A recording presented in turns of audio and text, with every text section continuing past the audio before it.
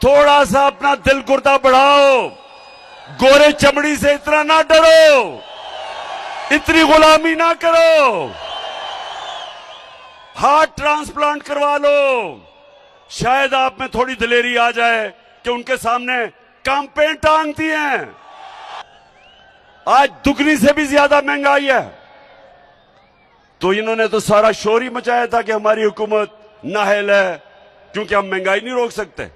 महंगाई के रिकॉर्ड टूट गए, माइशत नीचे आ गई, कर्जे और ले लिए, और आज मिफ्ता इस्माइल कहता है कि जनाब तहरीक इंसाफ IMF का प्रोग्राम फेल करना चाहती है।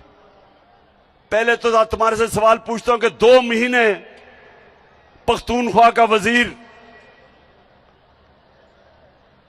आपसे बार बार पूछता रहा कि मैं मीटिंग करना चाहता हूं। आपने जो